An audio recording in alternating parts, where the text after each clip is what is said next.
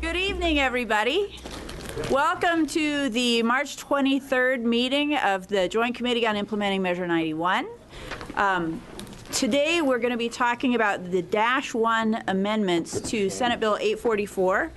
And before we start that off, I'm going to invite Steve Marks, the Executive Director of the OLCC, to provide some framing comments, because we're going to be talking a lot about the good work that you folks have teed up through your listening tours. So welcome.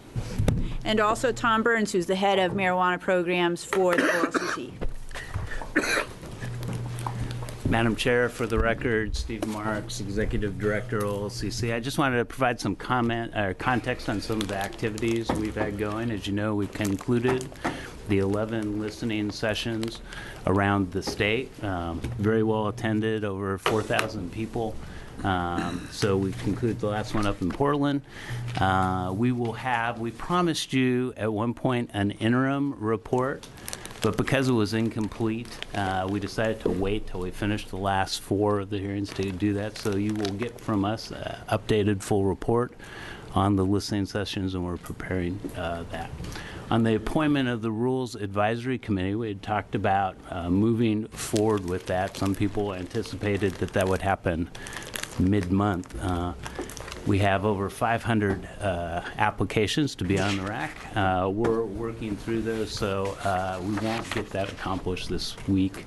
Probably be beginning of next week before we appoint at least the overhead rack, and maybe not the full subcommittee structure. We're working on that. Commission meets this week. They have an agenda that is primarily focused on education. They're going to look to catch up, I think, some for the overall commission on the laboratories issue, on growers and processors. So we won't have any decision making going forward, but mainly reporting to the commission and educating them in preparation for rules adoption. So with that, I thank you for your hard work on 844 and putting us in a position to move forward. Mr. Burns, would you like to add anything? Co-chairs Tom Burns, for the Director of the Medical Marijuana Program for the OLCC. At this point, no. We'll answer any questions you have about the technical amendments and how you want to tell me how you want to proceed. Fantastic. Well, I would like to, first, before we pivot to the actual bill, I want to thank you and your agency for the tremendous outreach work you've done. 4,000 people. I really like the interactive approach that you used. You've generated good information. You've really helped help us all move this forward as we try to work through implementation. So thank you. I'm sure it's been a lot of work, and we really appreciate it. Thank you.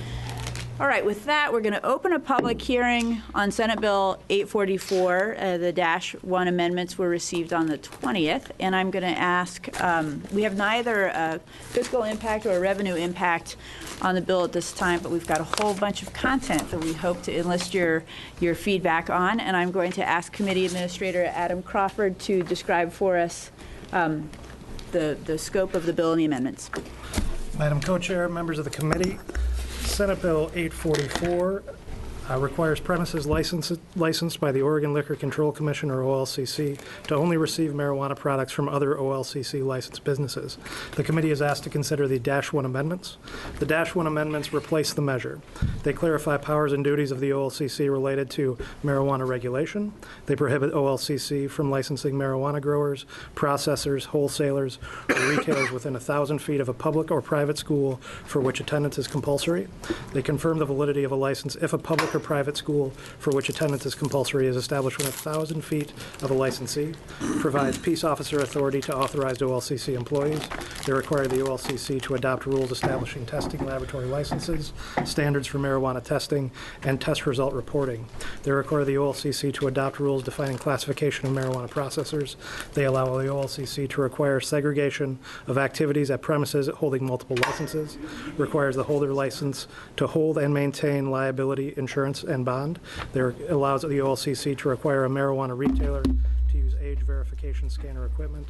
They allow the OLCC to impose civil penalty that does not exceed $5,000 on a licensee for each day rule violations occur. It establishes the Marijuana Enforcement Fund as the credited fund of the civil penalty, clarifies the authority of other state agencies related to marijuana, requires the State Board of Pharmacy to establish rule containing instructions for disposal of marijuana left behind at all retail drug outlets, requires the OLCC to submit a report on the influence of marijuana on the person's ability to drive to interim legislative committees of the Legislative Assembly on or before January 1st, 2017. It defines terms, and finally, it declares an emergency and is effective on passage. So there's a lot to think about here, which is exciting and wonderful, and a testament to great work that you've done. I am going to call the witnesses in the order that they appear on our sheet, and then at the end, I expect that we'll invite you two back to the front to respond to questions, unless you have more comment that you wanted to walk through now on the front end. Madam Chair, co-chairs, for the record again, Tom Burns, Director of Medical Programs for the OLCC. Your committee staff put out a wonderful document. I just wanted to point out that there are 3 things that you had said you wanted in here that aren't in here. I didn't find anything that you didn't want in here. But the service permit, the electronic fund transfer, and the issue of where the first plant or seed comes from is not in here. And so we can work with your staff to figure out how to write that, or maybe you choose not to include it. But those were the list that your committee administrator put together. Those 3 are missing. Madam Chair? Yes. Thank you. What was the second item? It was the server permit, the electronic fund transfer for the payment of taxes, and the last one was the just went out of my mind. What did I just say? Or the first plant or seed? Oh, word the first, yeah, Immaculate Conception. The virgin birth, I think they call it. All right. Well, that's wonderful. So with that, then, I'll transition to having public comment, but I suspect that we would love to ask you more questions as we move forward after hearing from community members on the draft. May we have, please, Ed Bergmans, Kimberly McCullough come to the witness stand first, and then on deck we have Mary Botkin, Judy Mercers, and Jeff Sugarman. Hi. Mr. Bergmans, please state your name for the record and let us know what you're thinking about. My name is Ed Bergmans. I'm the owner of AMC Consulting. The reason I'm here today, I have,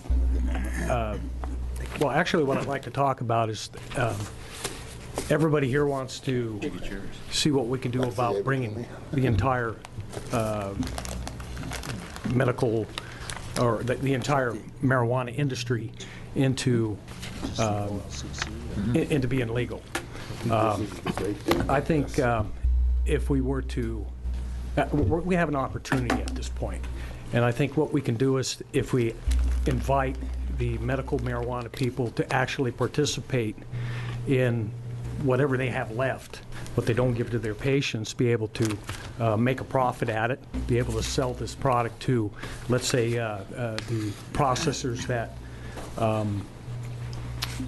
that OLCC would set up, that would take a big chunk out of the black market that currently exists today. I've talked to probably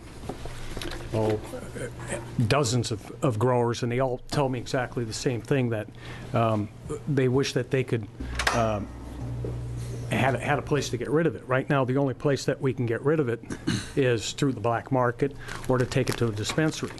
If you take it to a dispensary, they typically hang on to it for weeks at a time. They want you to turn the product over, and then after they sell it, you come back and get your money. A lot of these places, you know, they'll have it for 3-4 weeks. It becomes dated. They want you to take half of it back. Some of them don't pay. So a lot of the growers just won't deal with the dispensaries at all. And that just feeds, once again, feeds that black market. What I propose, and what I've proposed to all the growers, is if we gave everybody the same price, let's say if you have the recreational guy that grows 4 plants or somebody that grew 40 plants for 4,000, that doesn't really make any difference. But we pay through the processors $125, let's say, per ounce. Fair market price is $200. That leaves $75 to take care of the processor. You could take care of the retail establishment and pay state and federal taxes with what's left. Everybody I've talked to has told me that they don't really want to deal with the black market or friends of friends. And, you know, there's an awful lot of exposure to families, to you know, crime, the rip-offs, the money that has to be in people's houses. These are all conditions that exist in the black market that we're trying to resolve. Every one of the growers I've talked to have said that's a no-brainer. They would, it equates to $2,000 a pound for the average individual that does grow at this point. That's a pretty good profit, and they're happy with that, and they realize that if they were to sell it and get their taxes paid, one, they become legal. Two, they don't have to deal with all the dangers that goes along with it. And there's still enough money to take care of the logistic end of it, you know, the state taxes and the testing and all that kind of thing. The other thing that I would recommend is if there was a way that we could put the testing and the processing in the same location, you save a lot of overhead. And the whole idea is that if we can provide it in the stores for the same amount of money that we would have to pay for it on the black market, then obviously without the additional headaches of trying to get rid of it and everything, nobody's going to stay with the black market. The product would naturally flow to these processors. There's always going to be a black market. There's always going to be people that are going to try to that are opportunists, and they're going to break the laws anyway. But I think there's a large community of growers in the state that would love to be part of a legitimate system that are now on the medical side of it. And what they've told me is that they would love to have an opportunity to actually fold what's left over from their patients into a legitimate channel. So. Great. Well, thank you for giving us that thoughtful framework. Ms. McCullough, would you like to? Yeah. Chair Lininger and Chair Burdick and members of the committee, my name is Kimberly McCullough, and I'm here on behalf of the ACLU of Oregon. I just want to bring your attention to two sections, well, actually 3 sections of the bill that cause us a little bit of concern and which I think could be fixed. First, if you look at Section 9, and I don't know if you guys have the amendment in front of you, but Section 9, it's on page 11, and starting on line 27, that requires identification to be checked for all sales of marijuana, even if there's no reasonable doubt that the purchaser is over 21 years of age. Then also Section 16, which is on page 16, line 20, requires, it allows the OLCC to require marijuana sellers to use ID scanners to verify that purchasers are over 21 years of age. So first of all, you know, if folks have a voluntary policy that they're using scanners, we certainly don't have a problem with that. But it's the combination of these 2 sections that causes concern. If everyone is getting their ID checked, regardless of who they are, regardless of if they're 70 years old or 80 years old, and very, very clearly over the legal age, and they're using scanners, and everyone is required to use scanners, then that means that this bill is actually in conflict with already existing Oregon law. I provided you with, if you look in your materials there, I provided you with the statute that was passed in, when was it, 2009, by the legislature related to the use of the swipers. And as some of you may recall, the reason that this is in place is because those swipers can can essentially, they pose privacy problems, and there have been breaches of data related to the IDs that have been used in the scanners. And so there's legislative findings essentially finding that our personal information that's contained in our IDs is confidential information, and that there is danger of identity theft because of these card swipers. And for that reason, there's restrictions that are placed on the use of the swipers, and the restrictions essentially are that you can only use them in certain circumstances. So, for example, if you're going to buy something with a credit card, they can use the swiper to verify your identity, that it's a valid ID with that credit card, right? And they can't keep that information afterwards, but they can use it to verify that it's the same as the credit card. Similarly, if there's reasonable doubt that you're not 21, which, I don't know exactly what the age is, but it's somewhere around 30 or something like that, then it can be used to verify your age. But again, that information can't be kept and can't be sold or transmitted. So if we set up this system, it essentially would put marijuana sellers in the position of violating this provision. So we would, and also in addition to that, there doesn't seem to be any reason that I can think of that people who are clearly over 21 would need to have their identification taken unless that information is being kept for some reason, which is a violation of the law. So that's the first section. The second section is the penalty provision, and it may just be that these penalties were put in here because they're sort of the canned penalty language that gets put into every bill, but I am a bit concerned that $5,000 per day per violation could add up to a huge amount of money very, very quickly. If you think about some of the violations in here where, they're growing in the same place that they're manufacturing, well, we discover that happened 6 months down the line, and we have $5,000 for every day. I mean, that could get pretty ludicrous pretty quick. So I have provided you the alcohol, the analogous alcohol regulations or the alcohol statutes, and ORS 471-990 provides that the civil penalties that can be imposed for a violation of OLCC rules is a Class C violation. I then provided you with that schedule, and Class C violations are essentially $500 for individuals, $1,000 for corporations, and it's a $160 presumptive fine, and that is not per day, that's per violation. So we would just suggest that something analogous to alcohol be imposed. I mean, if it's not the exact same amount, that's not a concern, but it is if it's this amount that could really blow up very, very quickly. So that's all I'd like to say. Thank you. Great, thank you. Does anyone have questions for this panel? Madam Chair, Yes, Senator Birdie. I wanted to ask Mr. Bergmans a little bit more detail how this system would work. You're talking about medical growers here? Yes, ma'am, I am. Basically, And just before you start, and are you contemplating medical growers feeding only into medical dispensaries? no, ma'am. I believe that most of the product, like Senator Ferrioli mentioned last week, 500,000 people that use marijuana, if they bought $200 a month, we're talking about $1.2 billion that's just floating around in the black market. What I propose is that, a percentage of this will naturally go to recreational. But my thoughts were that a lot of people are going to stay in the medical based on the fact that they can grow more plants, they can grow more product, and that product's still going to end up in the black market. If we were to take and actually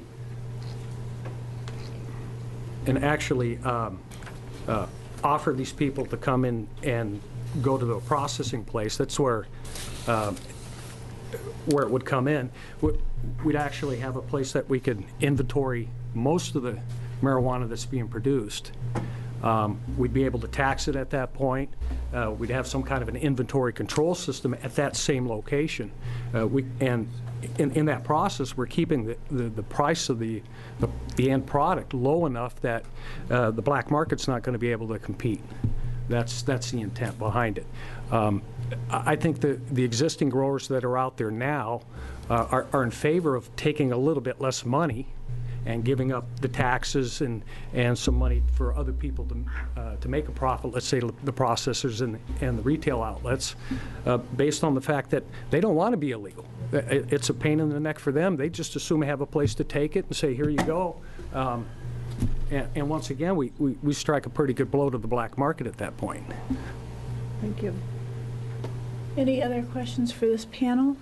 Okay, thank you very much for your time and your input. Appreciate it. So next up, we have Mary Botkin, Judy Mercers, and Jeff Sugarman, please. So this is the original. Right. It was a placeholder. So now the hearing came out over. I didn't know that. This is these? Yeah. I was getting ready to fire. Welcome. Thank you. Thanks for coming. Please state your name for the record and let us know what we should be thinking about. Sure. Thank you, Madam Chair, Lininger and Burdick. We're here, Mary Botkin for the record, and I'm here this evening representing the Oregon Infused Topicals Association. They testified several weeks ago in front of the committee, and we have more questions than testimony. We have questions about definitions and the need to have topical products sort of tightly defined in the bill so that it is clear that topical products are a little different than other products that will be sold on the open market. We sent the committee, and it is attached to the system, a copy of the definitions for topical products that we worked with Representative Olson and other members of the committee to get done. And we've met with pretty much everybody on the committee about the subject. And I guess our question is it where will the definitions go and how will they be defined?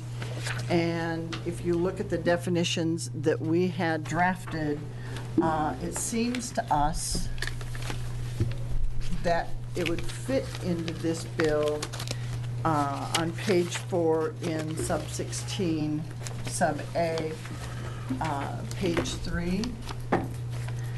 And just curious about how that process is going to work and how best we can work with the committee to make sure that the folks that we represent don't sort of get lost in the mix of other definitions or other marijuana products that currently are being sold through the medical system. And at the end of their processing, there is no longer any hypoactive ingredients left in their products, so they are significantly different than some of the other products available, and these ladies would like to be able to expand their market a bit. Thank you. Thank you. We're going to have everyone testify, and then I bet people will have questions on this theme, so thank you. Ms. Mercers? Absolutely. Madam Chair, my name is Judy Mehrens, M-E-H-R-E-N-S, and I'm here supporting Mary, and I'm just ready to answer any questions. I'm also representing the Oregon Infused Topicals Association. So. Co-chairs Leininger and Senator Burdick. My name is Jeff Sugarman. I'm here testifying on behalf of the Oregon Cannabis PAC tonight on Senate Bill 844, and appreciate the opportunity to do that. We just want to highlight several areas that we have questions or concerns about, and a couple of them I might suggest that might be appropriate to move into the more policy-oriented side of the bill. First, in the definition section, we actually really like the change that's been done to the definition of an immature plant. We think it's very very positive to define an immature plant as something that's in a vegetative state and not flowering versus a flowering plant, and get away from the idea that anything over 12 inches tall is a mature plant. We think that's a great change, and we hope that that gets extended both to the recreational and the medical markets. Also in definitions, we noticed that there was a removal of the definition of a person, and we're just curious as to what benefit that has or what impact that would have on the overall system, and just would like to throw that out there as something we'd like to see answered at some point there. In sections 11 and 12, we deal with packaging and licensure. We believe at the Cannabis PAC that only if a person intends to be solely a packager, in other words, accept product from a producer or another kind of processor, and then repackage that material and then sell it should they be required to get a license. But for growers or producers and processors who want to package themselves, we feel strongly that they should be able to have the ability to package without a separate license, provided, of course, that they meet all of the OLCC regulations that are put in place. So we'd like the committee to consider that aspect of the producer and processor's license as it relates to packaging. In section 13 of the bill, we deal with bonding and liability insurance. This is an area that has raised a lot of questions among our members. While we're not opposed at all to the idea of bonding, we have some questions. How was $300,000 determined as the right level for that bond? That seems very high to us. Will bond companies be willing to issue these bonds to an industry that is not necessarily considered legal by the federal government? And indeed, what price will they charge? For some bonds, that price can be 1 to 4% of the total amount of the bond. In other cases, we've heard that it could be up as high as between 10 and 20%. We have long believed and said to this committee that we believe we should include as many of the small and medium-sized growers in this new adult use market as we possibly can, and I think we need to be very careful that we don't set bonding and insurance limits at a level that's going to price them out of the market and push them right back into the illegal market. So that's an area that's one of the areas we think is ripe for much more discussion and research, and might be better off in a policy area here. Section 15 deals with the whole issue of age restrictions, and of course we understand and agree 100% that adult use over 21 is essential. We do agree with the ACLU that there are questions about the age verification and particularly data mining, and we would like to see some accommodation in that area.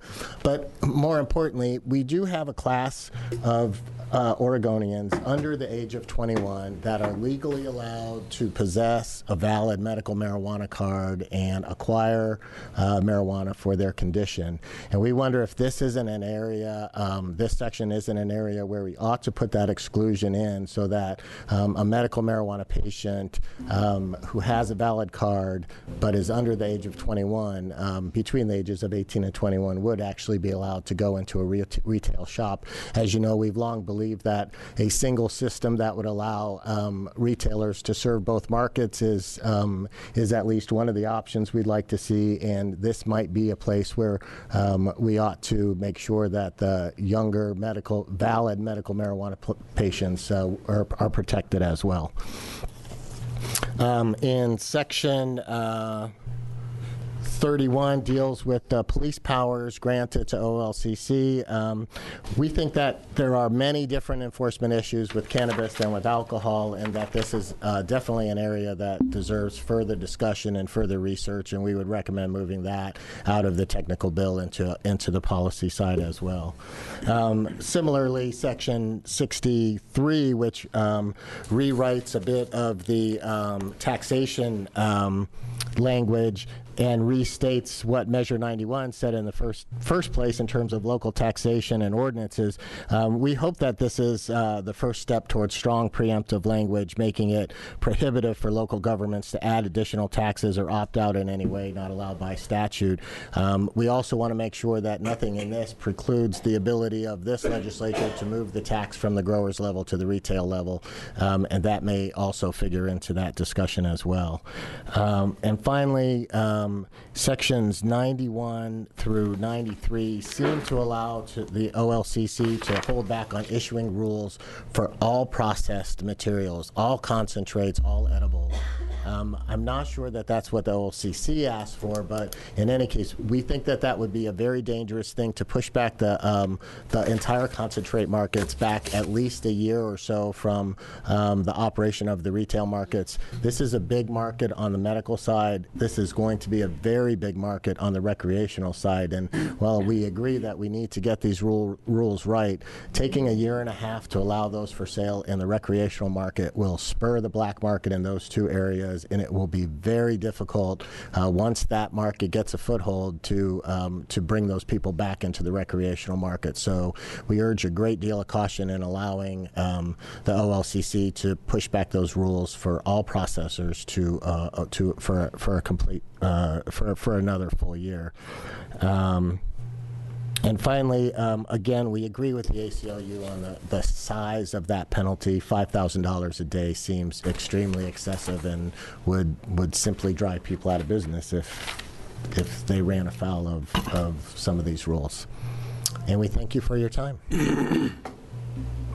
Thank you very much. We have several questions. Representative Olson, why don't you go first? Okay, and then we thank have you, Madam Chair. Representative Buckley. So Jeff, to you. Appreciate your testimony and looking at the one piece that you have here on bonding. You kind of throw out there a little bit of what you're thinking of a little bit, but I'm curious, have you considered the bonding reflect the size of the operation? Co-Chair Leininger, Representative Olson, I think we do need to have a good discussion about what that bond should be set at. What's their expected tax rate? I think the OLCC had testified that they want that bond specifically to be able to go after the taxes that might be due or potentially fines that might be due. So I would think that we could make a solid analysis of what we expect that tax to be and make some determinations about what the right level of bonding would be. And at the same time, we really do need to make sure that there are people who are going to write those bonds. Okay, and then I just have another question, not of Jeff, but of Mary. So Mary, I'm trying to remember the testimony earlier. Does Washington and Colorado have where you're wanting to go with the topics? Madam Chairs, Representative Olson, perhaps Judy can answer this more fully, but my understanding is that in Washington, the topical issue was ignored or forgotten and did not get included, and they are now working on including topical products. And we are trying to avoid that same error here in Oregon so that topicals are clearly defined from the beginning and everybody sort of knows what we're talking about. Okay. Does that answer your question? That does. Thank you. Representative Buckley. Thank you, Madam Co-Chair. Jeff, in the section about police powers granted, to help us jumpstart that serious conversation, can you give me just a couple examples of your concern about what the difference between cannabis and liquor enforcement might be? Co-Chair Leininger, Representative Buckley, thank you. I think there's often a consideration that these retail outlets are going to operate more like bars. I think there's tremendous law enforcement issues around bars or places where people can consume and then leave and go home. I think what we're talking about here are retail stores, and I think that they operate much more like a liquor store than they do a bar. And I think that to me is the area where we need to at least have some discussions about what that police power looks like. Thank you. Chair Burdick. Oh, thank you, Madam Chair. On your last point about the edibles and extractions, I think the main concern has been over edibles as opposed to extractions. I was talking to Mazin in the Legislative Revenue Office today, and he was making the point that there wasn't much of a black market for edibles like there are some of the other items. Could you see a provision where maybe we held back on edibles but let extractions go ahead, because those issues are different. You don't have the children's issue and some of the other issues. Co-Chair Leininger, Co-Chair Burdick, we agree with that. Edibles is a different area. It seems to me that giving a full year to draft those rules may be quite a long time, and there is going to be a demand for that in the marketplace. A lot of people do make edibles at home, but we do have some thriving companies out there that are working in the medical marijuana industry that certainly would like the opportunity to go into the recreational market under some tight restrictions. Yes, I think yes to the question about exclusively applying it to edibles, and perhaps even looking at a shorter time frame, since we're only dealing with this one issue here. Okay, thank you. Great. Representative Wilson? Thanks, Madam Co-Chair. Yeah, I think one of the offshoots from the discussions that we've had, and the fact that many people from around the state have been following these discussions for a long time, has led to some interest in these products that perhaps hasn't been seen before. And so that's why I would agree. I think we have to be kind of careful about spending a lot of time putting together rules, especially for things like edibles, because I do think there's an increasing interest in that now. So we better catch up with that, I think. Senator Przanski. Jeff, in your presentation regarding your second point on the section 11 and 12 regarding the licenses, I didn't hear you say anything about retailers, and it would seem to me that potentially you would have product that could be delivered from a grower to a retailer, and that it would be in a large quantity that would be broken down for individual sales. So I'm assuming you would want retailers to also have that ability without having a separate packaging license? Co-Chair Leininger, Senator Przanski, you're exactly correct on that. Yes, sir.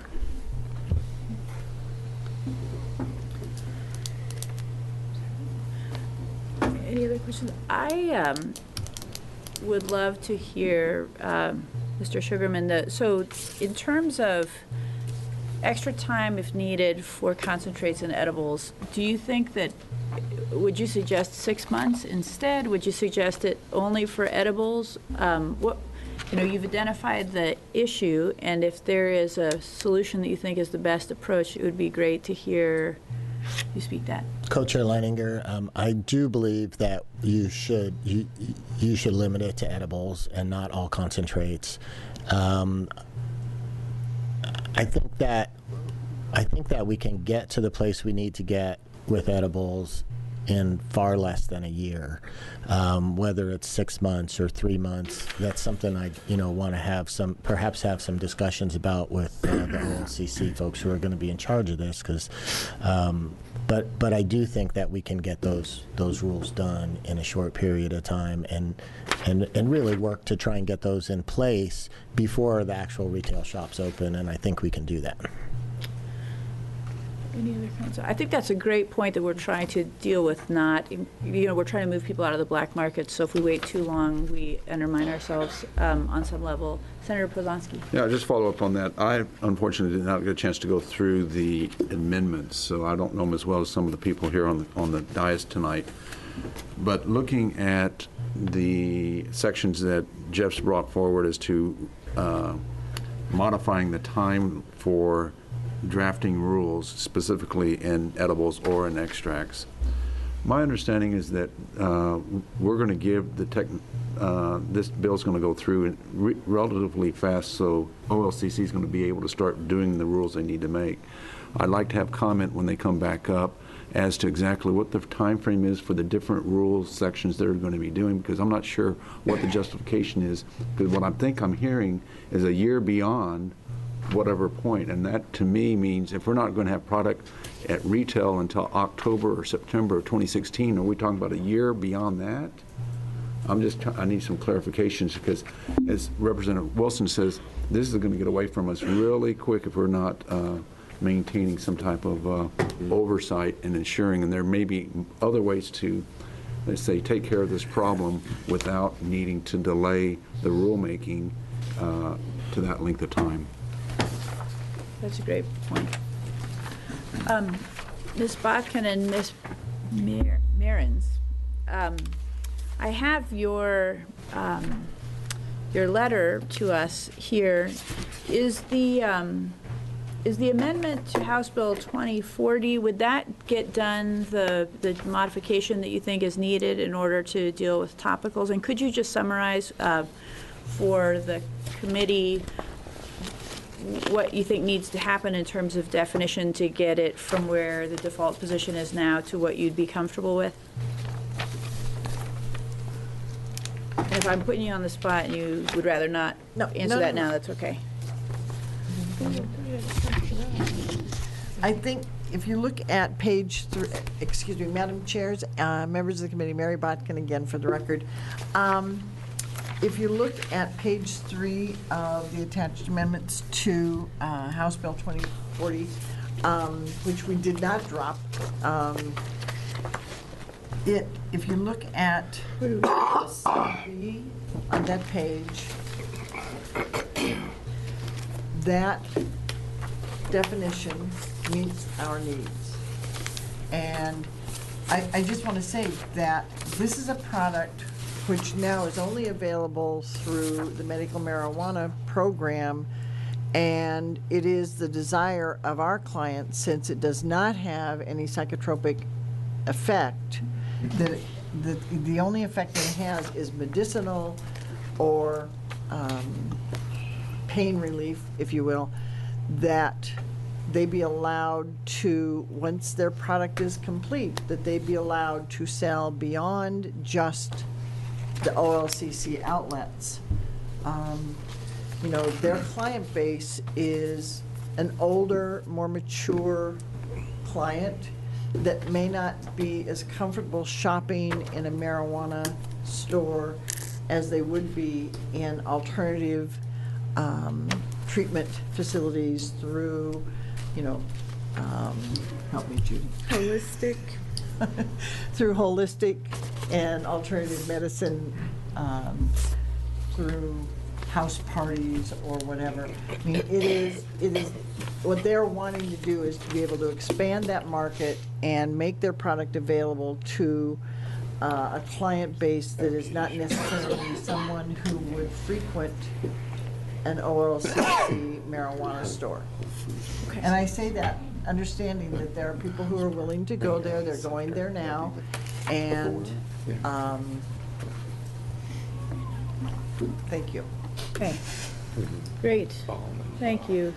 Any other questions for this panel? Yes. I'm sorry, I just can't pass this one. House parties? Is this going to be with Tupperware and what else? Well, you can get Tupperware. You can use the Tupperware to store your. Got it. No. I have no idea. You know, I know that our clients have, one of our clients has an MBA. I trust her implicitly to be able to figure out what her market is and how to access it. Avon will never be the same. Avon with a little extra help. Thank you, Senator Brzezinski, for a moment of humor. Brevity. Oh, my God. All right, well, thank you. I think we don't have any more questions for this panel, so we'll invite, so thank you for being here. And it would be great to have the two gentlemen from OLCC come back up, or at least Mr. Burns, however you two want to work that, to respond to additional questions that folks may have based on what we have just heard from the witnesses.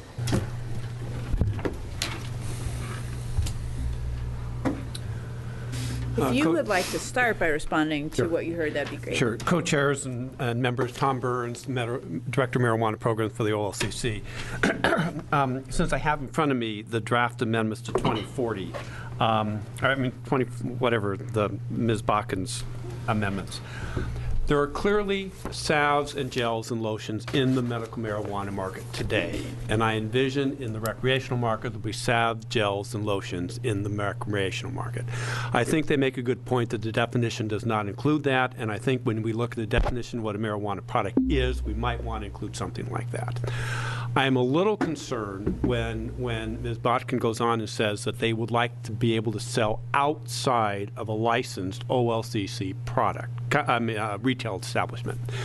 Unfortunately, The federal government uses the word marijuana in the Cole memo and does not distinguish whether the marijuana is a THC heavy marijuana or a CBD heavy marijuana.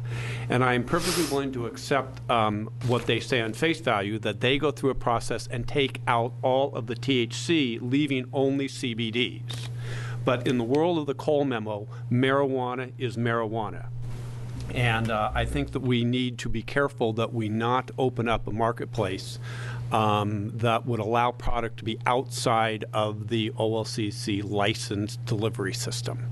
But I do agree that the definition belongs someplace.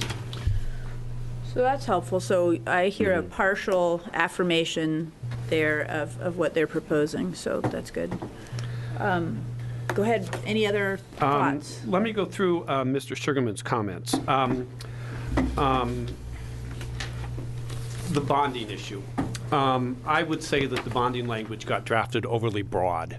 It was our request of you that you draft language that allowed us to require a bond for the business that has a tax liability. And on the alcohol side, we own the alcohol product as it flows through the various licensed facilities. And so there should be a bond on the alcohol side. On the marijuana side, we don't own the marijuana. It is a private transaction between businesses. All we asked for was the ability to impose a bond on whatever business level the tax is imposed. Right now, that tax is only on the producers or growers. So the language in here should only reference the growers, and it references all four of the licenses. It should only reference the growers. And so I think that would solve most of Jeff's concerns. $300,000, I don't know what the right number is. I think one of you suggested that we figure out what their tax liability might be over an annual period and impose a bond based on that. And we're perfectly willing to work and believe we can do that by rule that would set bonding levels. We agree we do not want to put barriers in place for people who are trying to move into the business, but that the bond needs to be there. If you have a $100,000 tax liability over the course of a year, that you should have a $100,000 bond. So if you walk, we can collect that or something similar. Any comments on that, Representative Buckley? Ms. Burns, just a question about, are we sure that they'll be able to acquire bonds? Co-chairs and Representative Buckley, that's a very valid question. I guess I would comment the same way I would comment if you asked me about banking. And we've talked in the past about banking, and in the draft rules that we are currently developing, we're putting in there that the applicants, the businesses have to have a relationship with a bank and prove to us that. By putting that out today, it will drive the market. And whether in November it stays in place or not is a question that we can debate in November. We may have to pull that out. What we asked for was the authority to impose a bond, not require a bond. And the language here also does require the bond to be placed. We wanted the authority to impose a bond if we felt it was necessary, and if, as you point out, there is in fact a business out there that will write the bond. Okay. Thank you, Madam Chair. Would it meet your needs if there were some caveat that provided that in the event bonding is not available to this market, that affects the requirement, just so that we can build in the safety valve? Co-Chair Leininger, that's a perfect solution, to leave that safety valve in. Yeah. And Madam Chair, thank you. As you know, there'll be a serious discussion over changing the point of taxation to a point of sale. Would it work do you need this language right away, or would it more properly belong in a tax discussion? Co-chairs and Senator Burdick, like I said, the only issue is by making the statement earlier in the process, it says to the market out there, we're going to be coming to you for bonds. Delay it a month, I don't know if it's a problem, but delay it 6 months. Actually, that makes sense. So would it work in a technical sense to just do as you said and just say in the technical bill that bonding will be required at the point of taxation rather than saying grower? That would, yes. Okay, we'll make a note of that. Thank you. Any other questions on bonding? Okay. So going on, excuse me, Representative Buckley and Senator Ferrioli have been We won't go any further. What's that mean? It's on you. Oh, okay. I've come down with whatever ails them. I resemble that remark. Really do. Both the ACLU and Mr. Sugarman raised the issue of who should be allowed inside a retail establishment. The language in here was designed to simply say, we don't believe there should be any minors inside a retail establishment, period. That then raises the question of what to do with the 18, 19, 20-year-old medical card holders who have the right to buy medical marijuana. At this point, there is still the medical side of the world, and so to the extent that that exists, I think they can go over there. They could not go into a retail establishment even if they had a card. And again, it is just designed to address the Cole memo, which says, figure out how you're going to address the kids problem. And I get it. I look like I'm old, and I'm probably over 21. But you know what? So does a lot of people who wear makeup. And I'm sorry, you know, you can age yourself or not age yourself. I don't know that people are going to do this far, but we believe that you should not be able to enter one of these retail establishments without showing that you are in fact over the age of 21. That brings the issue of card readers. I have no idea what a card reader is or how it works, but I thought all they did was verify that the license that was presented was in fact a license that was valid. I did not understand that it went out and checked some massive database and came back. I'll tell you a little story. My now 20-year-old son went out to dinner with me and said, oh, I'm going to buy a drink tonight because, see, I have this a license from New York that shows that I'm 22 years old. We said, no, you're not going to get a drink. I work for the OLCC, you can't do this. But the point is he had a license. I am assuming that the card readers would be able to look at that and say that's not a valid license, far more than somebody looking at it who says, oh yeah, I see, I can do the math and it looks like. That's what I thought the card reader is, and if it's not, we'd be happy to work with ACLU. And Steve, you know card readers because they're used on the alcohol side. Well, just a little bit. Let me step in. For the record, Steve Marks, Executive Director of OLCC. I'd say this, that we do have a lot of fake IDs going around, so this age verification equipment is really important in the alcohol realm. What we can do is we'll get back to you on what the database is, it queries, but because it's specific to age ID. So I'll get that information on who it touches, how it touches, and what information it provides to. Great. And we have questions from Senator Cruz and Senator Przanski, probably following up. I guess when I'm looking at verification, by the way, Tom, there's no way in hell I would think you're under 21. Even with my glasses off. So I guess you can go into a liquor store and purchase, and you have a process of checking on your liquor stores to find out if they are doing due diligence. Why couldn't a system like that work here too? Do you think we really run foul of Cole if you have a process in place to check on the stores? Co-Chair Senator Cruz, I think the question is, should a minor even be allowed in the stores? So the first question is, do we push it back to the door? Or do we require when they say, I want that product, and the business then has to ID them at that point after they're already in, or they've come in with somebody and they say, hey, buy that for me, that's what I want. And he's over 21 and I'm not. Our first goal was to keep them outside of the store in the first place. And as Mr. Marks says, verifying that the license is a valid license is something that I don't understand. Just to follow up, okay, so I take my kid into a liquor store and he said, that's the bottle I want, and then I buy it for him, right?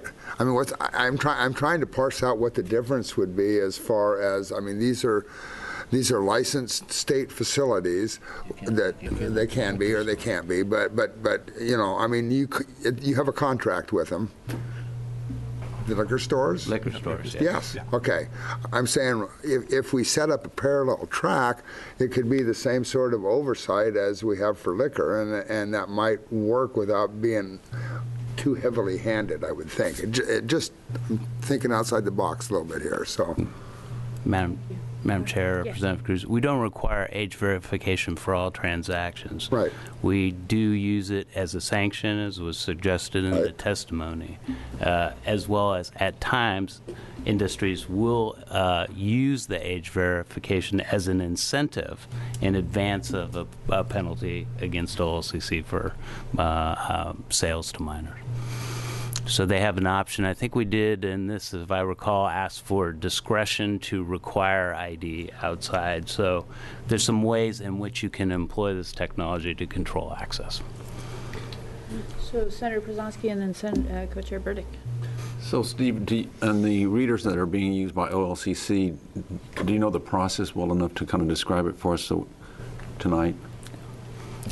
Madam Chair, Senator Przanski, no, not well enough. I want to get you better information that I could give you. When you look at it, I know that for credit cards, we're in this process of doing this transformation of having encrypted cards. Okay. And I'm wondering whether or not if where our state license, driver's license are at today, or ID cards, if that's going to be something that's going to be moved into that, and also just the process of how it works, because it seems like there could be some checks and balances, and I'm not sure if that is more safe for ACLU's concerns or not. Co-Chair Burdick. Madam Chair, yeah, I'm kind of mulling over your point about the Cole Memorandum and the danger of allowing anyone under 21 in a recreational facility. So under the 18 to 21-year-olds would be, because under 18 they have to be with a parent or a guardian. They would actually be able to go into a medical facility, or they could have a relationship with a grower, or they could grow their own legally. Pardon? Or a caregiver. Or a caregiver. Mm-hmm. So I don't think we would really be limiting their options a whole lot by this kind of stance. And to respond to Senator Cruz, I think the difference between alcohol and marijuana for this context is alcohol is not a Schedule I drug, and that's what we keep bumping up against in this committee, is the fact that we have the constant reminder that the federal government is going to be watching what we do, and keeping it away from kids is going to be probably close to the top of their list. Yes. No, thank you, Madam Chair. I'm just going to weigh in on this a little bit too. I mean, I'm looking at the Cole memo, and I'm just kind of walking away from this thinking that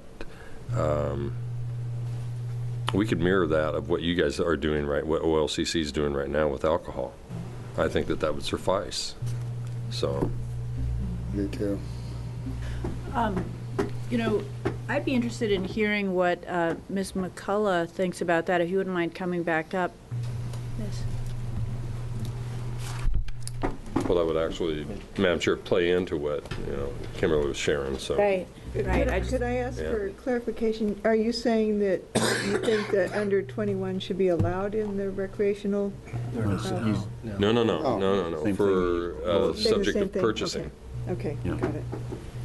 Do you feel like you have a clear sense of what Representative Olson is suggesting? I'd just love to hear if you feel like that would address the ACLU's needs. Chair Littinger, if I understand correctly, you're saying essentially to mirror what we do with alcohol. Yeah. So, I mean, that's exactly what we're suggesting as well. Mm-hmm. And just to provide a little bit of clarification about the swipers, it's not that when you swipe it, it sends it somewhere else, and we're concerned about that.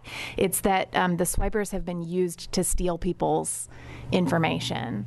And so there's a danger when those swipers are used of people having their personal information stolen. And because of that concern, the legislature decided to limit the uses of the swipers. So you can only use them in certain circumstances. For example, making sure that people are over 21.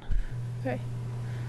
So I think, yes, sir, Senator Przanski. Kim, can you walk through, I heard your presentation earlier about the swipers in the sense of it has a memory and it's being stored there, or is it actually being somehow telecommunicated to some other storage or what? If the swipers are being used properly, they don't store the information because under current Oregon law, they're not allowed to. But they can be fixed essentially to do that, and that has occurred, and that was part of what prompted this legislation.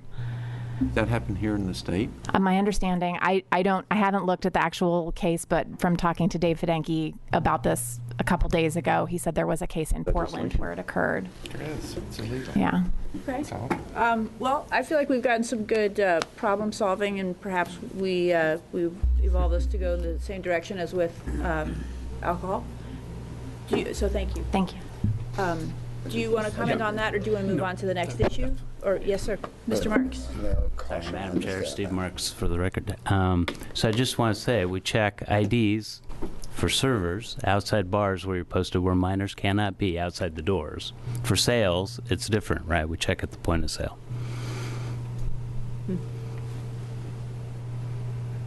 Okay. Anybody? Okay. Thank you. Going on,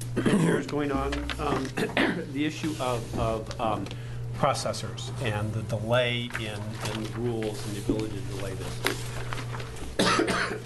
I think the language in the amendment was probably drafted too broadly. It was our desire to simply ask that the issue of edibles be delayed, that we don't have to issue rules until January of 17. That allows us to allow the extract processors, to allow the lotion makers, to allow anybody who made something that was not an edible to move forward with their product.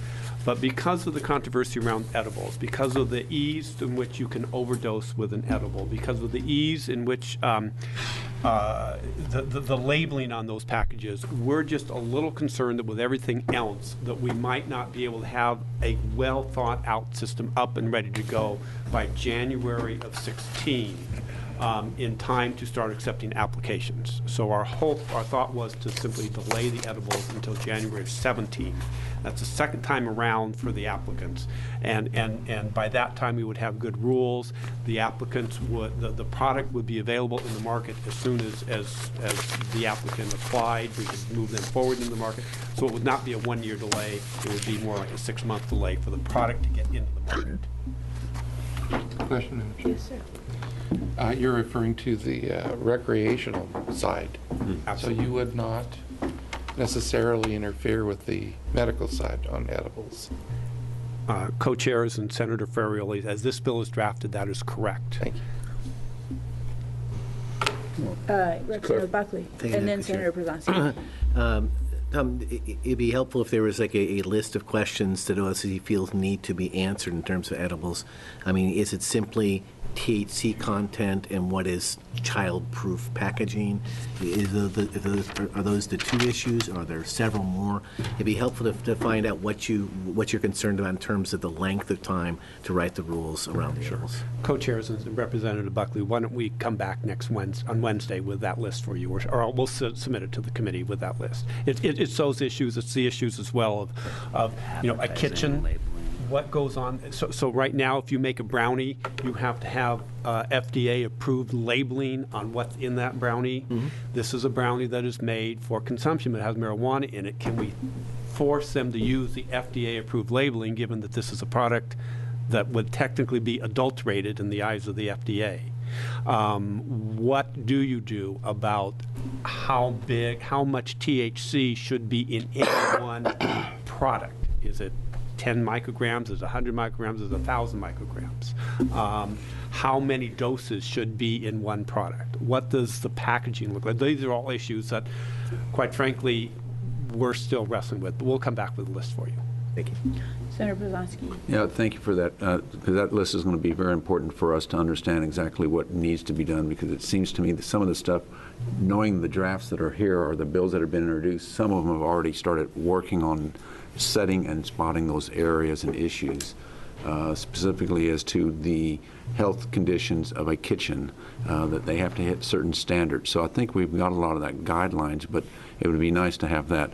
The other part, Tom, I want to go back to, and Senator Ferrioli asked about the edibles in the marijuana medical side, and you stated the way the bill is drafted now is it wouldn't go there. Let's just put this on the record. OLCC is not looking to go into the medical marijuana arena. Is that correct? Right. Co-chairs and Senator Brzezinski, that is correct. Thank you. Good point, Floyd. Any other comments on this? You know, I actually, Yeah, absolutely. I drafted or, co-submitted a bill that would actually grant extra time for rulemaking, or we were trying to get granting extra time for rulemaking around edibles.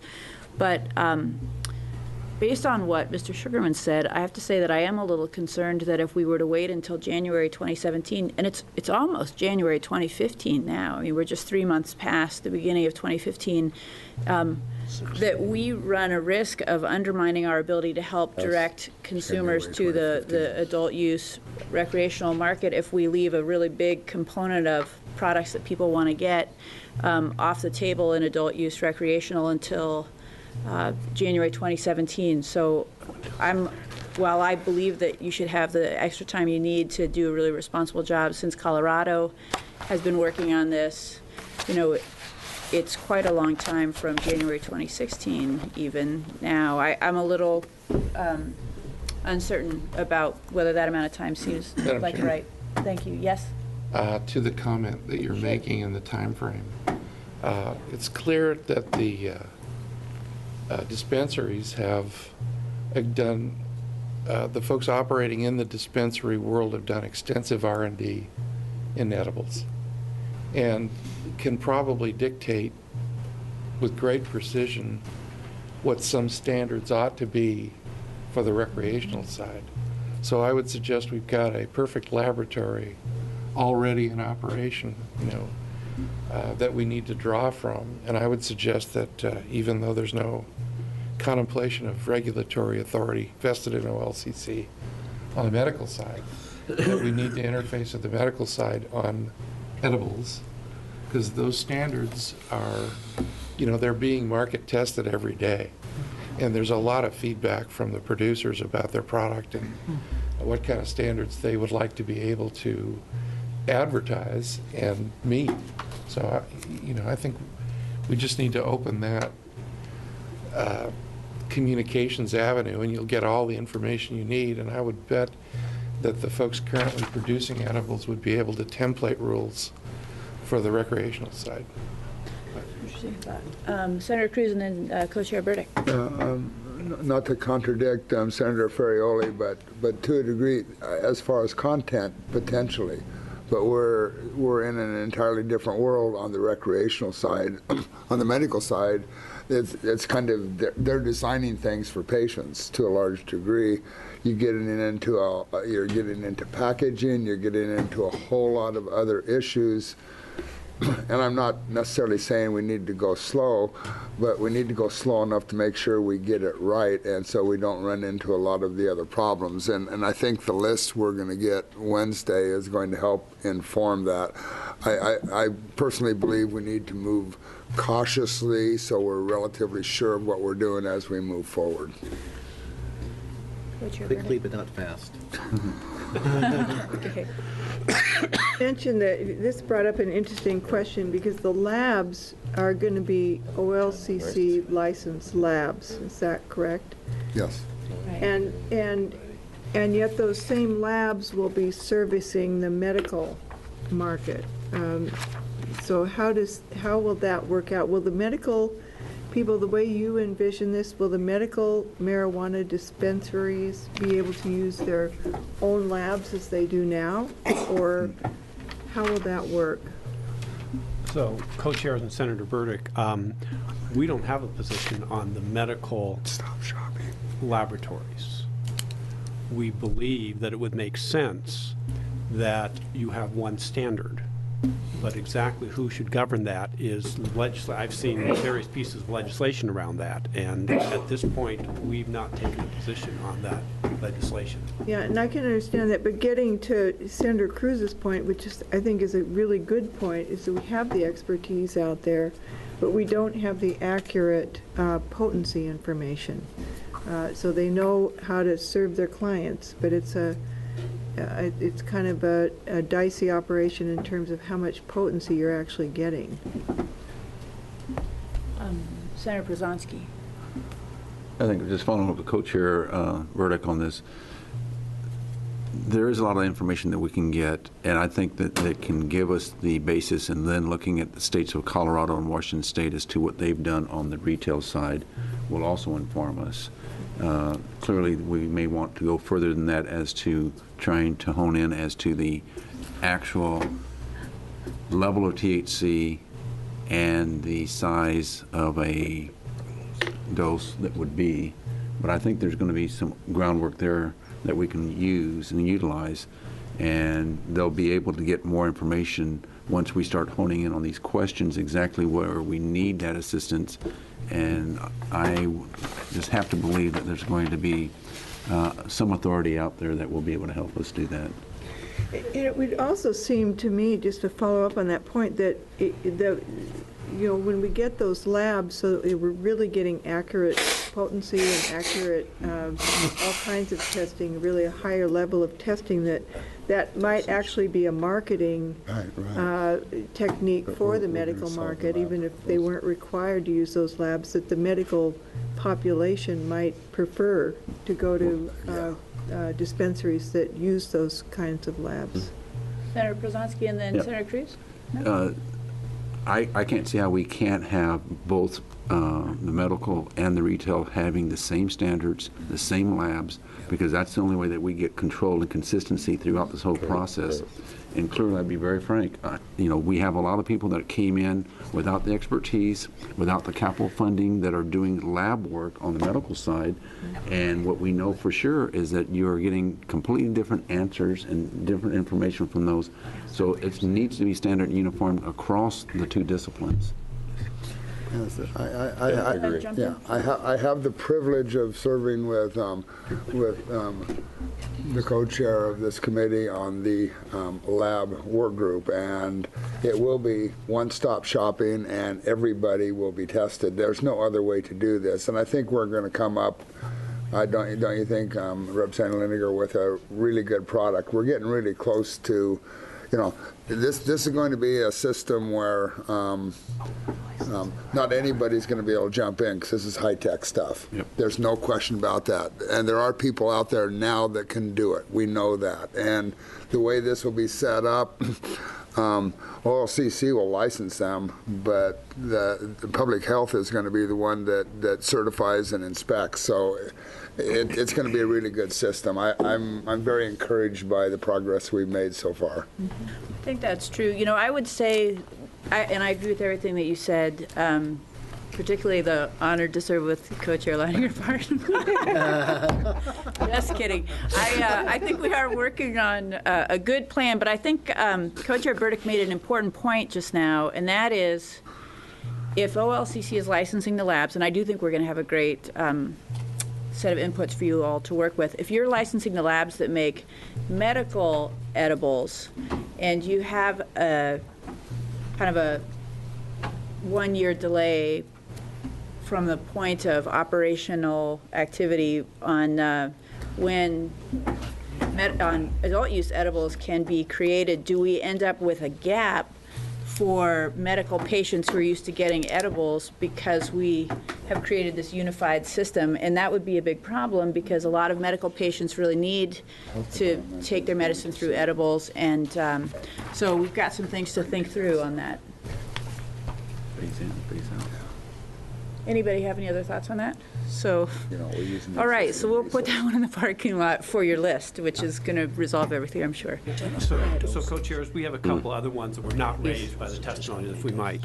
One is the insurance piece. This is on page 14, lines 17 through 30. This was simply taken directly out of the alcohol, and I don't think that was what we wanted to do. This talks about, for the purpose of providing coverage for injuries relating to the conduct of an intoxicated persons who were sold marijuana while visibly intoxicated.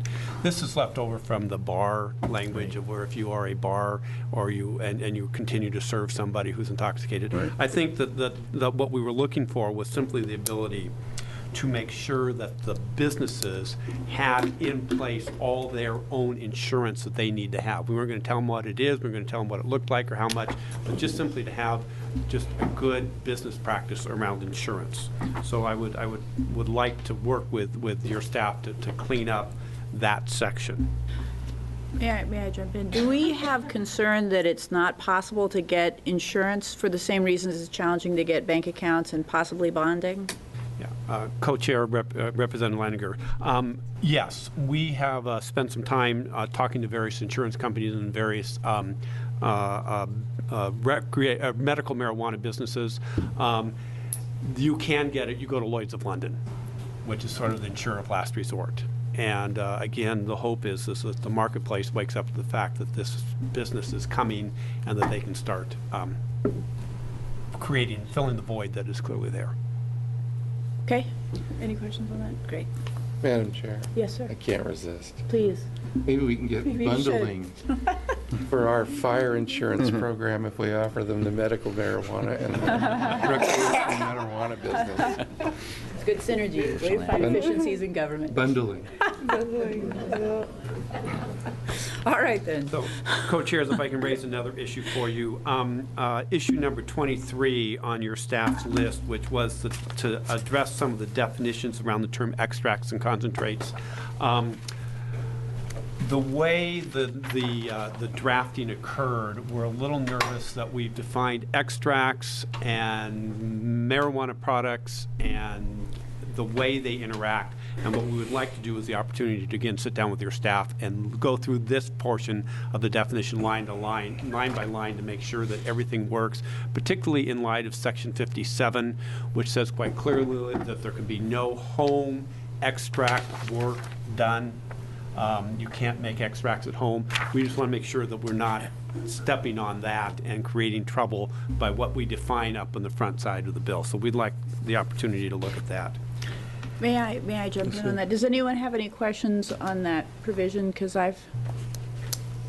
Go ahead.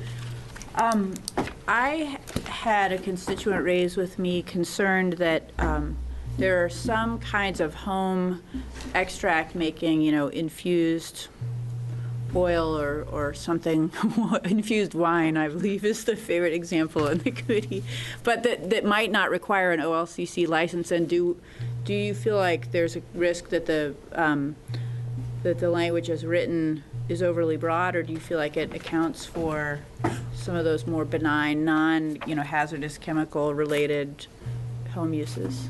Co-Chair and Representative Leininger.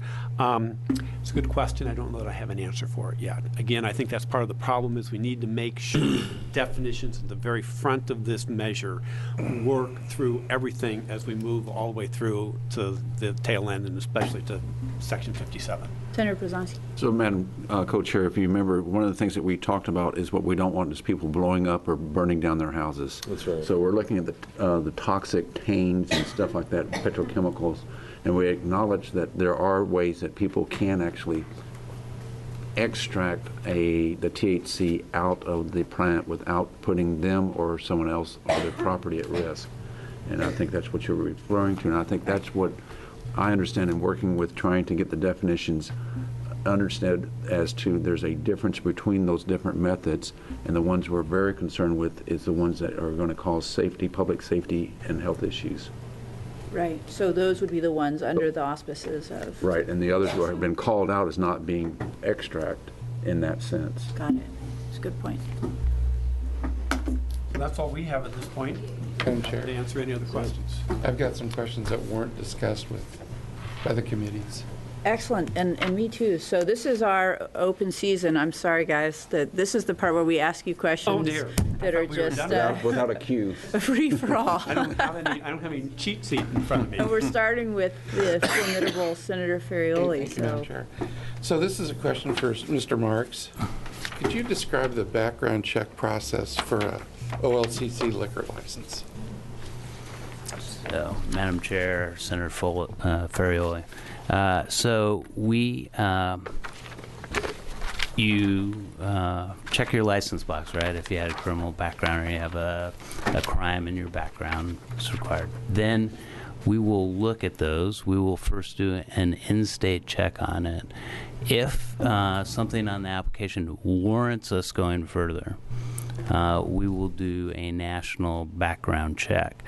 And in looking at that, because crimes aren't consistent between the states, and we'll look at ownership structures in the alcohol licensing process. Because crimes aren't consistent between the states, that actually sometimes requires this pretty intensive process of going back, looking at the state, looking at the charges, and sometimes looking at the disposition of them. Follow-up, Madam Chair. Yes, please. Do you do credit checks, background banking checks, other ancillary data source checks? I will get back to you on what we do for our licensees specifically. I'm sorry, I'm more familiar with our contract stores and what we look at in their financials. Madam Chair, the Dash 1s don't really have any specificity with regard to what kind of rigor there will be in background checks for licensure. Okay. So I'm really curious, if we're going to do an analogy to the liquor side, I would expect it to be as rigorous as that. You know, perhaps not necessarily more rigorous, but at least we should have a description of what the background check protocol ought to be, not just for due diligence on our part, but so that applicants will know, you know, what the standards are going to be. May I? Please do, yes. I noticed that you've got the ability in the Dash 1s to own marijuana, purchase it, resell it, you know, use it for all the purposes for which it might be necessary for you for testing purposes or whatever. Do you have seizure authority in the Dash 1s? I didn't see it there. So if you got into a situation where you needed to confiscate, do you have the ability to seize? Yeah. Co-Chair Senator Ferrioli, the confiscation of marijuana is on page 9, lines 2 through 6. And it allows us to confiscate as necessary for the commission to ensure compliance with enforcement provisions. Right. So we do have the ability to confiscate marijuana. And in the, Madam Chair, if I could continue. Please do. On the alcohol side, can you seize and sell? So let me address it. Co-chairs and Senator Ferrioli, you point out something that I missed in my comments. The language that allows us to seize product for the purpose of taxation and to turn around and sell it for the value of the tax is something that we did not ask for in this bill and think should be taken out. It was not our intent to ever seize marijuana and go out and sell it to anybody in any way, shape, or form. That's something that was clear in the drafters, and it's not something that we want to do. So that is something that's the tax collection, pages 21, line 30 through 22, line 17, needs to be cleaned up to take that. Madam Chair, if I could follow up. Please do. If we're ever going to do anything to thoroughly discourage the illicit market, somebody has to have the ability to seize and sell, so that the cost of the investigation and the prosecution is recovered, just as we would with any other situation. I mean, we seize and use vehicles that are used in crime. We seize and use cash assets that are used in crime, and I wouldn't think that we'd want to necessarily treat this any differently. You know, Madam Chair, I mean, you're actually, Senator, just touching on the whole idea of the criminal and civil asset forfeiture. I mean, that we did 10 years ago. I mean, this could fit right into that. Well, Madam Chair, it would certainly be a additional deterrent to the black market and to the diversion of product.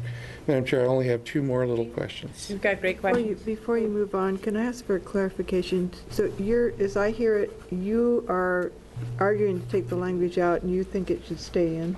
I do think it should stay in. I think it should be very clear that if we're going to regulate this commodity, we are serious about moving the production into the legal, regulated market.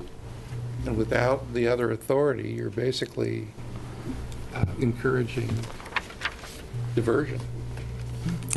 Co-chairs and Senator Ferrioli, I think there are two issues here. One is the way the amendment is drafted. It says if a marijuana producer, grower, is delinquent in the payment of privilege tax, then OLCC can seize. What you're talking about is other seizures down the Yes, line. I am. Someone has too many products, two other things. I think they're two separate issues, and I didn't want to confuse this. This is language that we specifically do not like to see in this bill about selling product for taxes. What you're raising is another question. Yes, it is. Of enforcement and using the seizure product for enforcement. Right.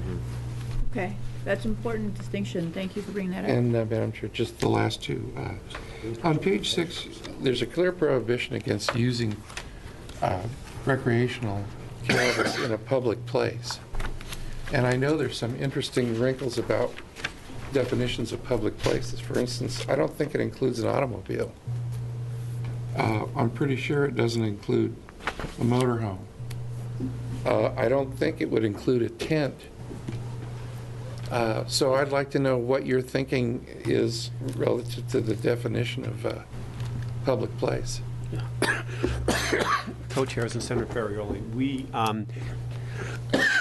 did ask that you include in this bill the open container language, and the committee decided not to move forward with that, or at least it was not moved forward in this. Okay. So it is on the other list of issues that we brought forward that were not addressed. I'll leave that one for later because I think there's going to have to be some, in the licensure language, it says you cannot license a mobile marijuana dispensary or a mobile marijuana retail store. But what's interesting to me is that you don't have a requirement for a licensed facility to have 4 walls. You know, if you look on page 11,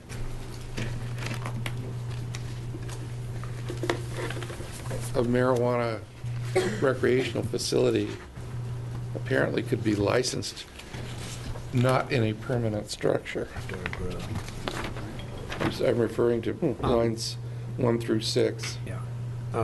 A licensed premise does not need to be enclosed by a wall, fence, or other structure. And I was wondering if you had the beer garden model in mind when you drafted that provision. Co-chairs and Senator Ferrioli, first of all, that is what the drafters of Measure 91 wrote, not us. Yeah. But we've interpreted that to mean that an outdoor grow could exist, that we would not have to have a structure, but we could impose a wall or a fence around an outdoor grow. If we were to license a retail establishment, at least in my mind, the rules would clearly say it is 4 walls and a roof, and you're going to stay inside those 4 walls and a roof, and the same for the processors. So I may just have misinterpreted the close proximity to the word premise. Yeah. So this is a premise that doesn't need to have 4 walls. So it could be a tent. I mean, you'll have to clarify this for me. Thank you, Madam Chair. That concludes my question. Great. Senator Brzezinski. Following what Senator Ferrioli said, it seems to me that when you are putting together for the different licenses that you're talking about, that you'll call out these different parts, because I understand how 91 was written to ensure that you could have outdoor grows versus indoor grows, but it's completely different for a retail outlet. Mm-hmm. I have a question about the Peace Officer Authority, Section 31. And at around lines 29 through 30, it indicates that the Peace Officer Authority extends to other laws of the state related to or regulating marijuana. And I'm wondering if that would extend to home grows, and if we envision that the OLCC, with its Peace Officer Authority, might be, if the draft envisions, or if you envision that OLCC staff would be doing enforcement around home grows, or creating citations for people if they had 5 plants instead of 4, or not the right, or is that just ambiguity that we could clarify? Madam Chair, for the record, Steve Marks. So this, just like our alcohol standards, right? And we could enforce other alcohol laws that, for instance, we don't enforce regularly today, like production of quantities of alcohol in your home, small quantities that are illegal that you're not permitted for. We rarely go out and try to enforce those laws, even though many homebrewers and distilleries are permitted. So that's at least one, I think, pretty comparable interest here. But so it's not that we don't have the authority to enforce other laws. We generally don't, and you don't see that in the record of what our enforcement regime is.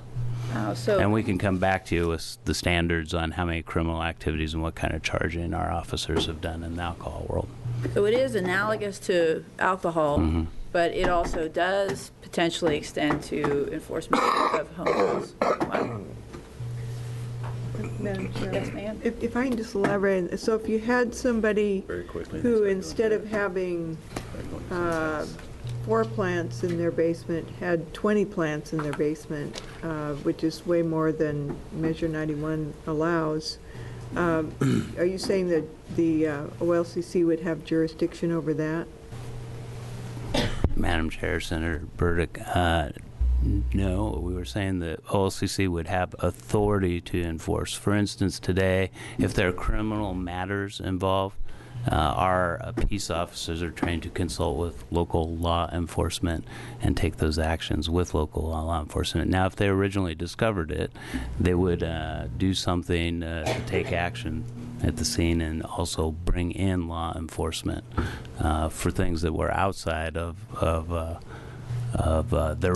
our regulatory regime and outside the law, criminal activity that was there.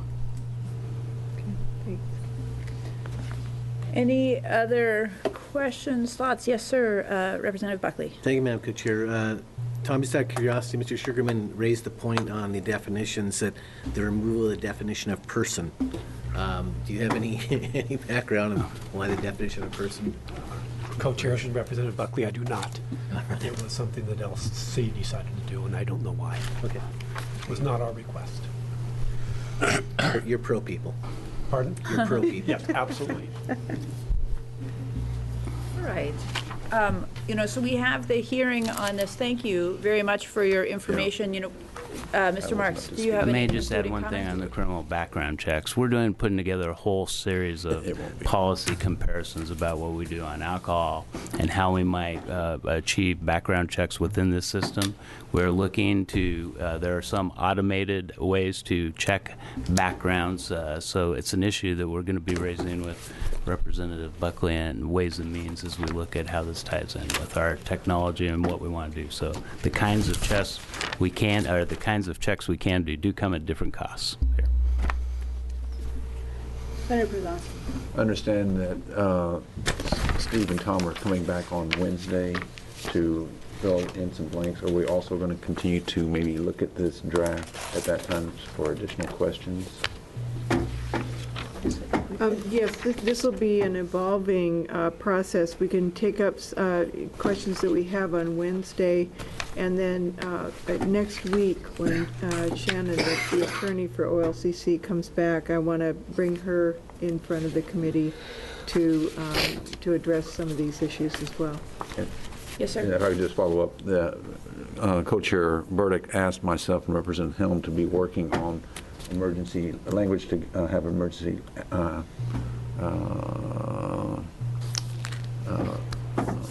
what is the word I'm looking for?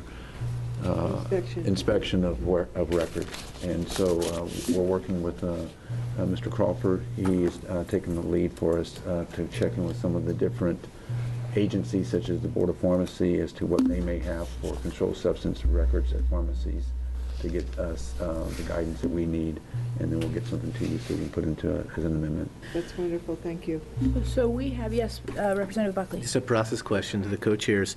We've heard a number of different ideas about concerning this bill tonight, and at some point, I'm sure amendments will be drafted and considered. Would you like the committee to basically be going through the two of you in terms of possible amendments, so that we're not having all of us hit LC, or how would you like to proceed in possible possible amendments to this. I'm really glad you brought that up, because that is the most efficient way to go through the co-chairs on amendments. And we will at some point have a -2, which hopefully will include your work and your work, Senator Representative Helm. And we have to make sure that we stay coordinated and that we don't have our drafter running off on all kinds of different tangents. So within that framework, we have the amendment, we have some language under drafting right now for the lab standards piece that may end up as an amendment to this. And then we've got an itemized list of comments people have raised just now, the public comments, and in addition, thoughts from the committee and from Mr. Marks and Mr. Burns. And so I anticipate that we'll be talking through how to reflect that in drafting, and we'll get that going. But it will be an iterative process, so if there are, there will be an opportunity for us to discuss this further on Wednesday and probably into next week so that we can capture the good thinking of people in the room and on the committee. It's an exciting first step. It is, and Madam Chair, I think what I would like to see is to get our thoughts together after tonight's hearing, get your work product and get the lab work product, and hopefully by early next week to have a -2 amendment that we can look at that addresses some of these concerns. It's always better when you have actual language in front of you. Good. Any other comments before we close? All right, then I'll close the public hearing and we'll adjourn until Wednesday. Thank you.